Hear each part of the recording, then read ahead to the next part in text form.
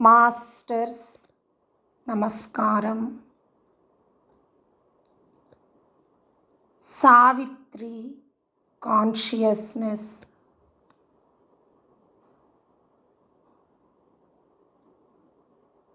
Aravinda consciousness. Virtue, not intelligence, is my goal. Ability, not fame, is my motto. Expression, not impression, is my work. Depth, not height, is my position. Andhra Mahasavitri. అధ్యాయం 11. యవ్వనం. సావిత్రి బాల్యం గడిచింది. యవ్వనంలో ప్రవేశించింది. యవ్వనంతో పాటు దివ్యత్వం ఆమెలో ప్రవేశించింది. ఆమె రాకుమారి వలె కనిపించిన ఆమె యోగిని. ఆమె హృదయం నిండా అతీంద్రియ శక్తులే నిండి ఉన్నాయి. ఆమె షోడశ కళావిలాసిని, పూర్ణ యవ్వని. ఆమెకు తోడు కావాలి. ఆమెను ప్రేమించదలచిన వారు ఆమెను దేవత వలె ఆరాధించసాగారు.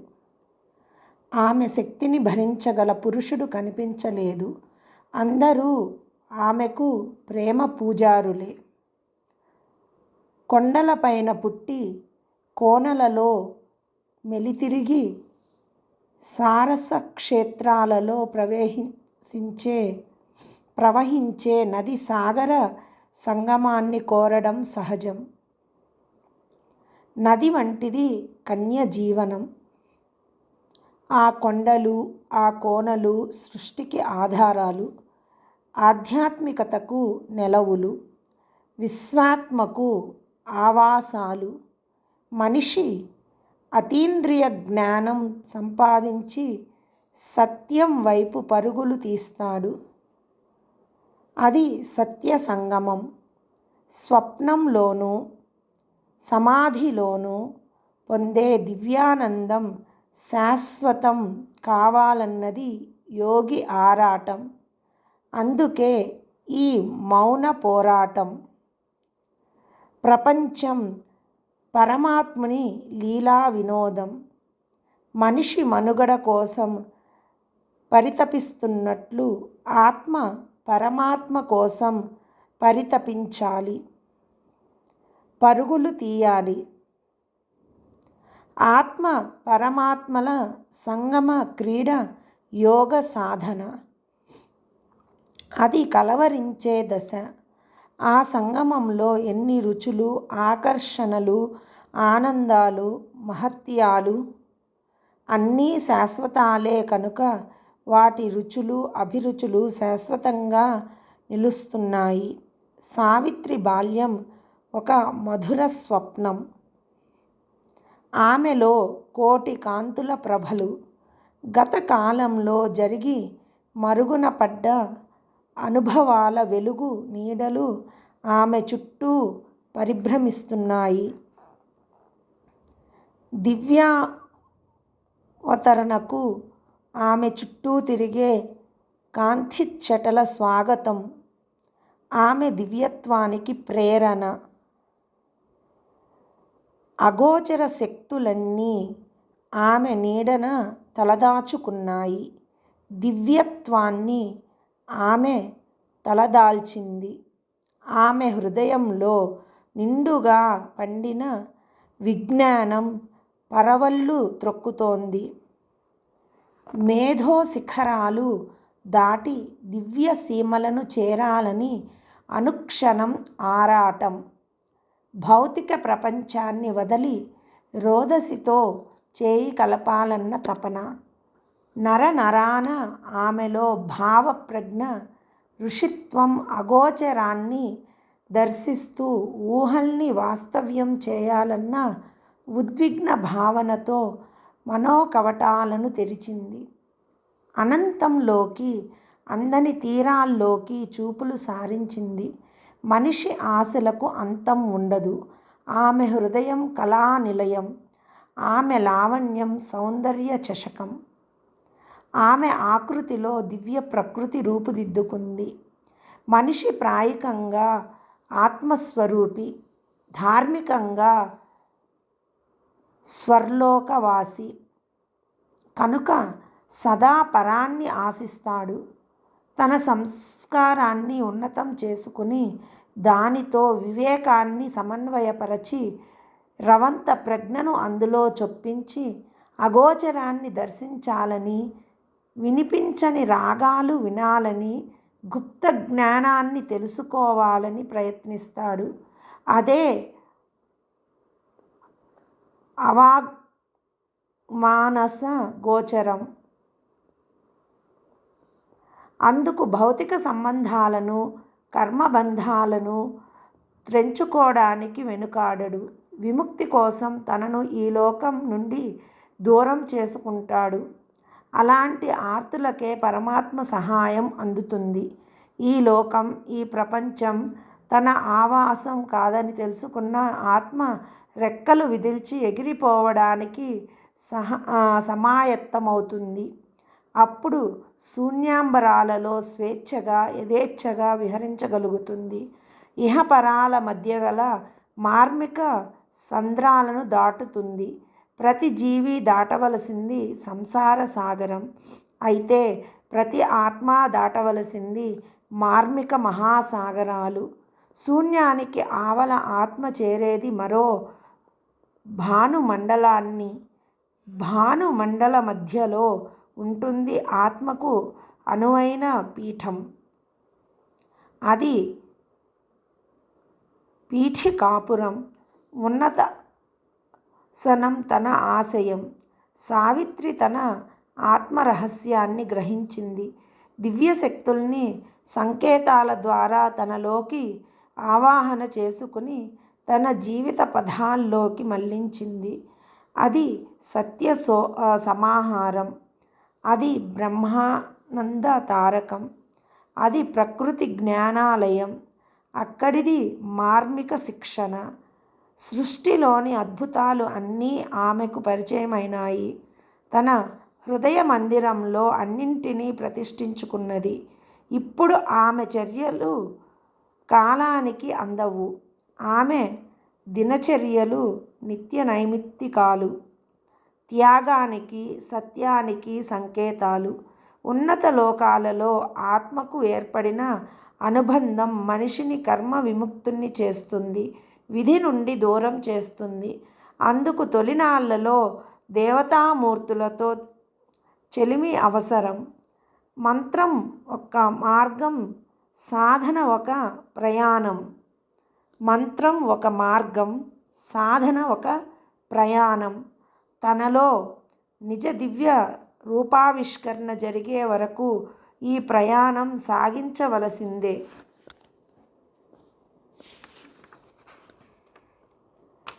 సృష్ట్యాది నుండి చరాచరాలలో చలనరహితంగా చరిస్తున్న ఆత్మ జరామరణాలు లేని అగోచర పరమాత్మకై అన్వేషిస్తుంది. నిగూఢంగా ఉన్న రహస్యాలపై ముసుగు తొలగిస్తుంది. తాత్విక సిద్ధాంతాలన్నీ పరానికి సోపానాలు. శూన్యంలో ప్రయాణానికి కనిపించని బాటలు. మానవ మేధస్సును విశ్వమేధగా మార్చే ఉపకరణాలు. ఇంద్రియాలకు అందని తీరాలకు ఆవల సృష్టికి మూలమైన దృష్టి ఉంటుంది. ఒక శిల్పం పైన, ఒక చిత్రం పైన మనస్సును లగ్నం చేస్తే దాని వెనుక ఉన్న అగోచర భావన స్ఫురిస్తుంది. అది అగోచర పరమాత్మకు ప్రతీక. ప్రకృతి యావత్తూ ఒకే రేఖపై అరూపంగా గోచరిస్తుంది. సమస్త విశ్వం ఒకే దివ్య భావనలో లయిస్తుంది. మన దృష్టి అంతర్ముఖమైనప్పుడు పరమాత్మ సృష్టి సౌందర్యం ప్రభాసమానమై శిలాప్రతిమలో సైతం లీలగా గోచరిస్తుంది. ఆ పారవస్యంలో వినిపించే సంగీతం అమృతవర్షిణి రాగాలాపన. అది సోకిన హృదయం రసార్ణవం అవుతుంది. తాండవ నృత్యంలో విశ్వచలనాలే భావ రాగ తాళ తంత్రులు, నాట్యముద్రలు. అవి సూక్ష్మ శరీరంపై సున్నిత ముద్రలు వేసి అనుగీతలై స్మృతి పథంలో క్షణకాలం సూక్ష్మలోకాల అందాలను మెరిపిస్తాయి. అవే శాశ్వతాలు అనిపిస్తాయి. అవి మనలో నిక్షిప్తంగా ఉన్న మన రూపాలే.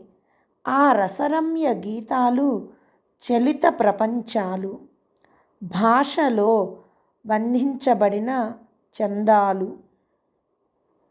ఆ దివ్య సూక్ష్మ రూపాల అందాలు, అలంకరణలు శాశ్వతాలు. సావిత్రి ఆ భావ ప్రపంచాలలో అభావ ప్రపంచాలలో విహరించి దైవశక్తులను తనలోకి తీసుకుంది. అంతర్దృష్టి ఏర్పడిన మనిషి అంతర్లోకాలు దర్శించి రాగలడు. అగణిత ప్రజ్ఞతో విశ్వ గణిత సూత్రాల్ని విశ్లేషించగలడు. తన సంకల్పంతో గ్రహగతుల్ని మార్చగలడు. చలనాలను క్రమబద్ధం చేయగలడు. కనిపించే ప్రపంచాన్ని సరిదిద్దగలడు. దాని రూపు మార్చగలడు. తన ప్రజ్ఞతో మేధస్సును దాటి నూతన సిద్ధాంతాలతో సత్యావిష్కరణ చేయగలడు. సావిత్రి ఆ స్థాయికి చేరింది. అయినా ఆమెకు తృప్తి కలగలేదు. చిన్న చిన్న విజయాలు మనిషి ఎదుగుదలకు అవరోధాలవుతాయి. ఆమెకు అవి మహత్తరమైన అతిలోక విజయాలు. ఆత్మ పరిశోధనలోని అవరోధాలను మనిషి తన వివేకంతో తొలగించుకోవాలి. ఆత్మ పరిశోధనలోని అవరోధాలను మనిషి తన వివేకంతో తొలగించుకోవాలి. పరప్రజ్ఞ అంతర్శుద్ధి అవసరం. అనేక సత్యశోధనలో అవరోధాలు ఎదురవుతాయి. శాఖోపశాఖలుగా విస్తరించిన ప్రతిభ నిటారుగా మనిషిని ఎదగనీయదు. ఆత్మకు విశాలత్వం అవసరం. ప్రత్యక్షానుభవానికి అపరోక్షానుభూతి జతపడాలి. అందులో దేవతల దైవశక్తుల ప్రమేయం ఉండదు. మనిషి ఆలోచనకు అందనిది, ఆలోచనల్ని మించింది ప్రజ్ఞ. అది హృదయానికి అనుభూతికి మాత్రమే పరిమితమైన ఆనందం. లోకంలో లభించే వాటిని వదులుకోవడం విముక్తి. విరక్తి విముక్తికి మార్గం కాదు. విముక్తి కోసం విరక్తిని పెంచుకోనవసరం లేదు. ఆమె ఆత్మ ప్రపంచం నుండి విముక్తమైంది. తనకు శక్తిని ప్రసాదించమని ప్రకృతిని అర్థించింది. తాను సహజంగానే ప్రేమించగలదు. జన్మతః రాజసం పల్లవించే రాజయోగిని.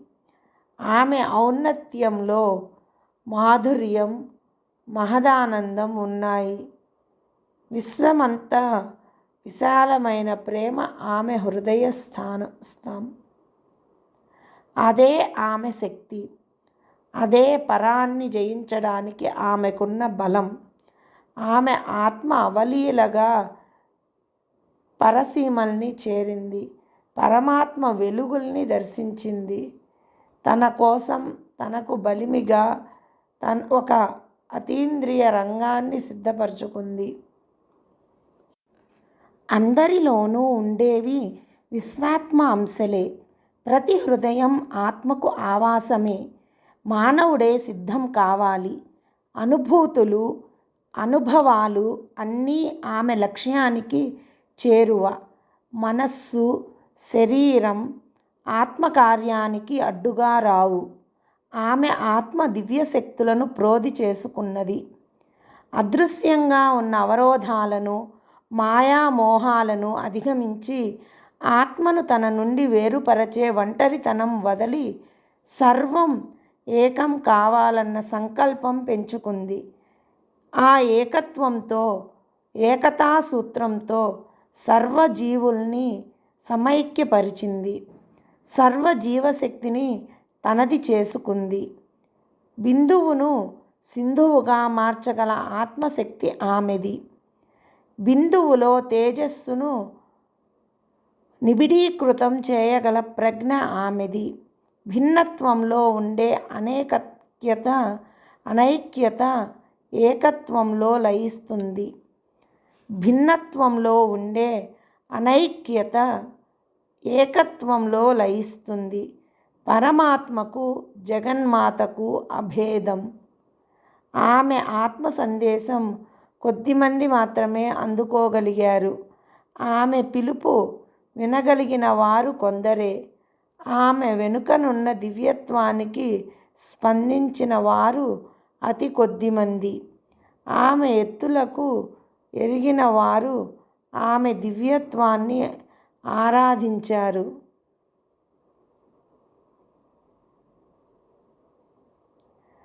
తేజోమయ రహస్యాలను తెలుసుకున్నవారు, పరంజ్యోతిని దర్శించగలవారు క్షణంలో స్పందించగలిగారు.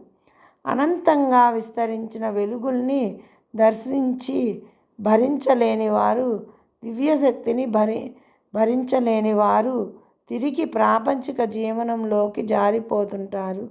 మనిషి సాహసంతో అతీంద్రియ ప్రయోగాలు చేసిన కొలది దివ్యత్వం దగ్గరవుతుంది. ఆబగా అత్యాశతో అతీంద్రియ శక్తుల్ని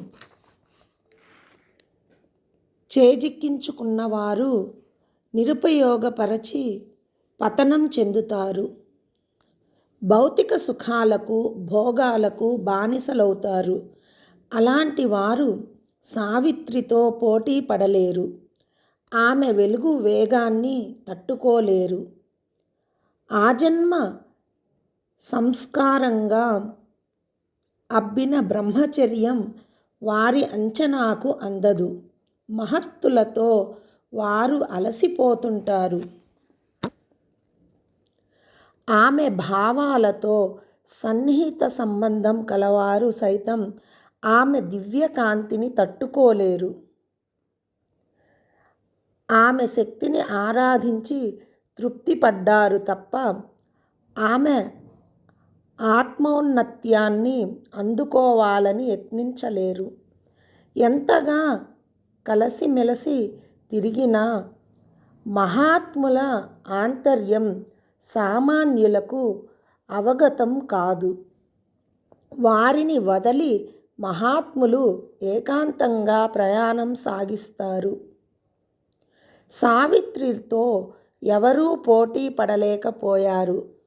ఆమె వారి మనస్సులపై అధికారిని, హృదయారాజ్ఞి. భౌతికంగా అందరికీ సమీపంలో ఉన్న ఆత్మపరంగా అందరికీ దూరం.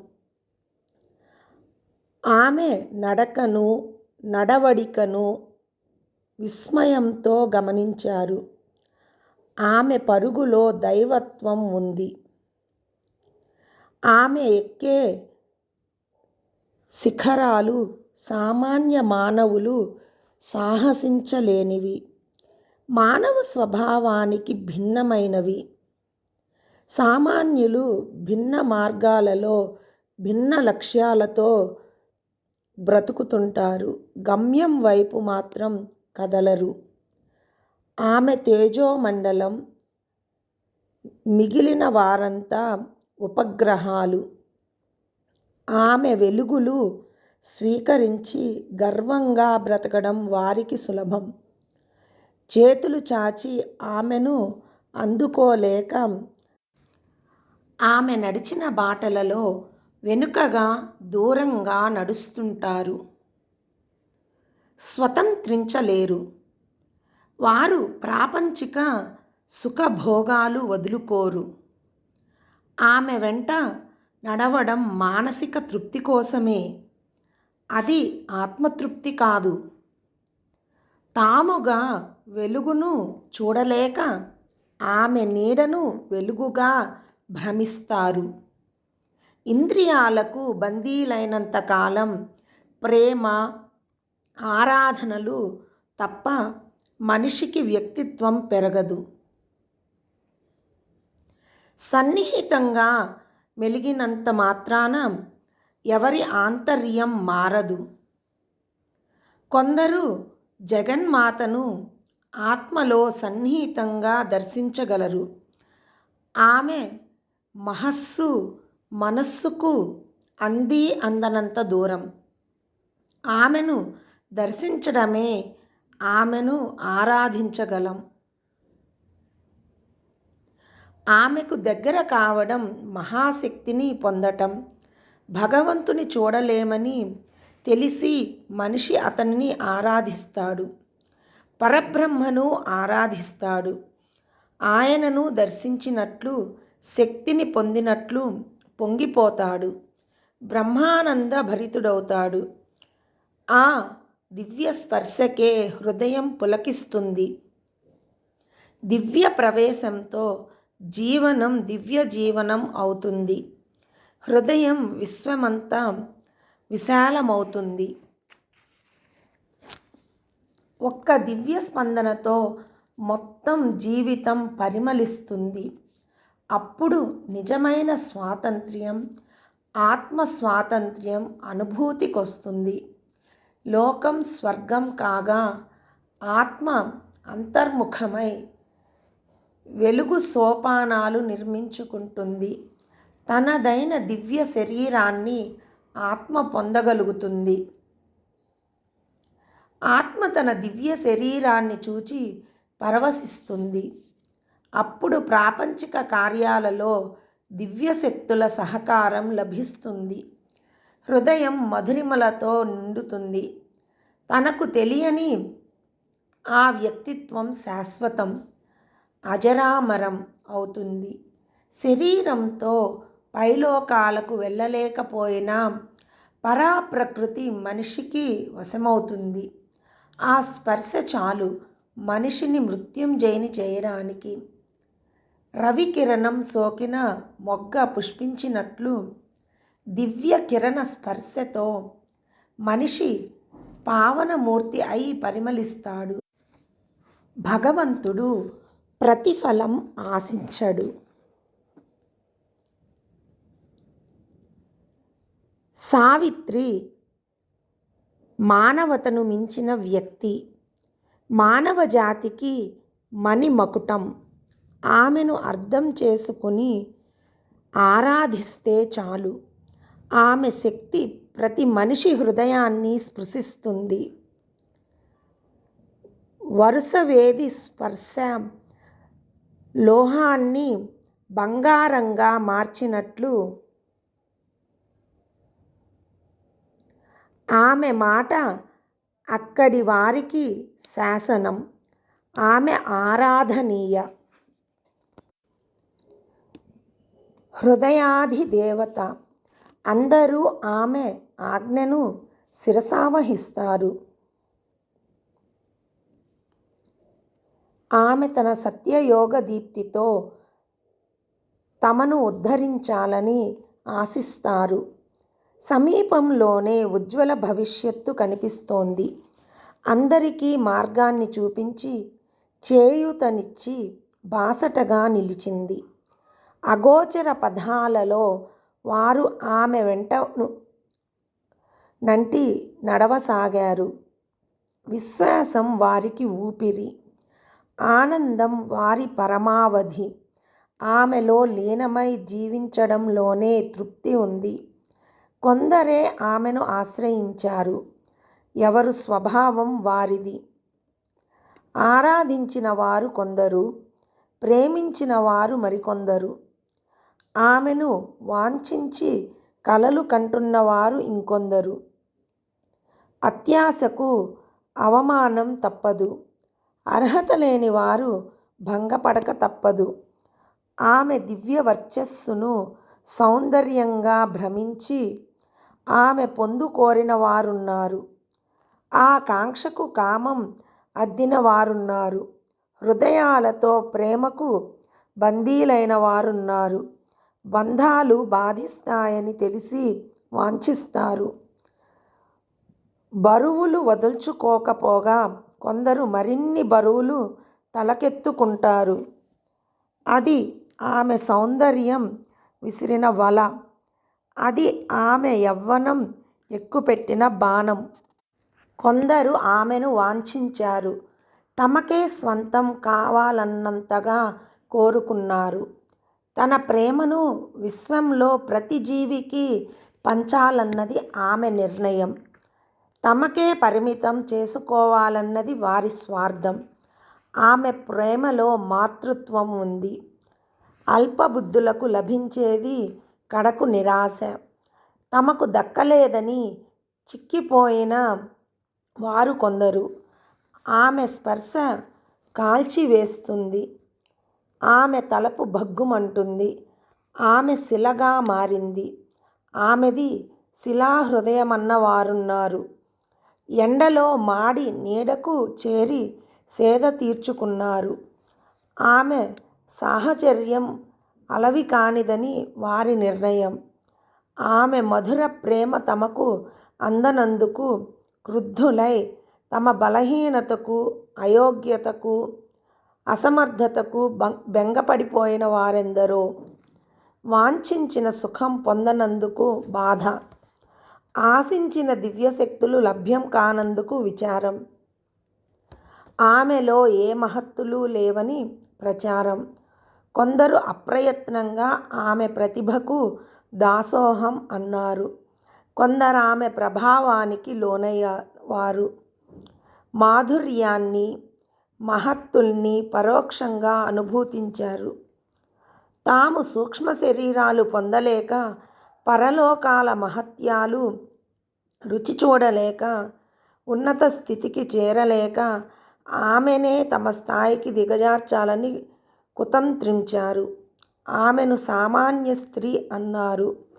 ఆమె చుట్టూ తమ ప్రేమ వలల్ని విసిరి బంధించ యత్నించారు. ఆమె ఔన్నత్యం వారి అజ్ఞాన తెరల్ని త్రెంచి వారి ఆత్మలు తనకు బందీ అయ్యేట్లు చేసుకుంది. ఆమె పిలుపు అందుకున్న వారిలో ఎవరూ ఆమెకు సాటి లేరు. ఆమెకు తోడు నిలవలేకపోయారు. ఆమె తన అంతస్తు దిగి వచ్చింది. ఉన్నత సీమలకు అల్పబుద్ధులు చేరలేరు. వారంతా తన వారన్న తలంపుతో వారందరికీ తన అభిమానాన్ని అందచేసింది. ఒక దివ్యశక్తి అణుమాత్రమైన మానవునిలో ప్రవేశిస్తే జాతి మొత్తం ఉత్తేజమవుతుందని ఆమె అభిమతం. తానే వారి భౌతిక స్థాయికి దిగివచ్చి తన స్నేహహస్తం అందించిన వారు అందుకోలేదు. వారి అవసరాలు ఆమెకు తెలుసు. వారంతా అవకాశవాదులు.